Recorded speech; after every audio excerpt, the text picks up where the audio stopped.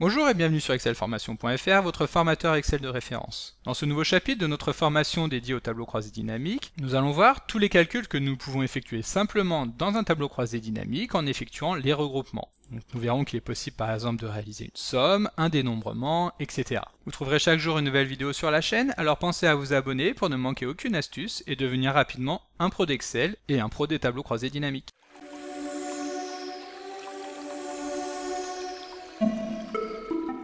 Comme d'habitude, le support de secours est disponible dans la description de la vidéo. Comme nous l'avons déjà abordé dans un chapitre précédent, par défaut, lorsqu'Excel détecte qu'une colonne de données est de type numérique, il va présenter ces données en effectuant une somme. Donc c'est l'exemple que nous avons ici, où automatiquement l'ensemble des chiffres d'affaires ont été regroupés par commercial, et le regroupement a été effectué par somme. Donc nous savons par exemple que Bernard a effectué 891 300 € de chiffre d'affaires. Pour les besoins d'une analyse plus poussée, il peut également être utile de réaliser d'autres types d'opérations. Donc pour cela, c'est très simple, il suffit de double-cliquer sur l'entête de la colonne afin d'afficher la fenêtre de paramétrage des champs de valeurs, et dans lequel nous allons retrouver toutes les opérations que nous allons pouvoir effectuer dans le tableau croisé dynamique. Donc tout d'abord, nous avons la somme, qui consiste à additionner toutes les valeurs de la colonne qui répondent aux différents critères du TCD. C'est l'opération la plus courante et celle que nous utilisons par défaut dans nos exemples depuis le début de ce cours. Il est également possible d'effectuer un dénombrement en sélectionnant la synthèse par nombre, et donc dans ce cas-là, Excel va compter le nombre d'enregistrements de la colonne qui répondent toujours aux critères du TCD. Donc cela permet par exemple de connaître le nombre de pays dans lesquels un commercial a réalisé des affaires. Ensuite, il est possible de récupérer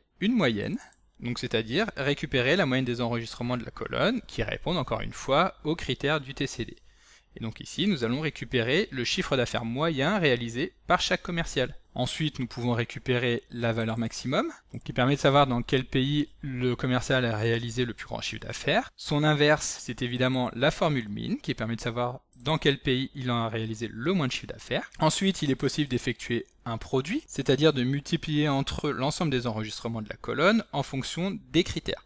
Donc le nombre présenté peut rapidement atteindre un niveau très élevé, comme nous l'avons ici à l'écran, au point qu'Excel puisse être dans l'impossibilité de les afficher, donc en sachant qu'Excel stocke les valeurs numériques sur 15 chiffres uniquement, et les arrondit au besoin. Vous retrouverez sur excelformation.fr un article qui détaille le fonctionnement des types de cellules d'Excel. Et donc pour afficher correctement les données, il va être nécessaire d'agrandir énormément la cellule, et de changer le format, par exemple en prenant un format de type nom. Évidemment, ce type de calcul n'a pas grand intérêt dans le cas d'une analyse.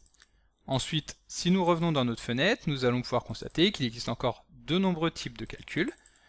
Donc par exemple, le chiffre permet de compter le nombre d'enregistrements comme le ferait l'opération nombre, mais en ne considérant que les valeurs numériques, c'est-à-dire en écartant tout ce qui est valeur de type texte. Ensuite, écart type permet de calculer l'écart type d'un échantillon, écart type P permet de calculer l'écart type d'une population, var permet de calculer la variance d'un échantillon, et enfin le var P permet de calculer la variance d'une population.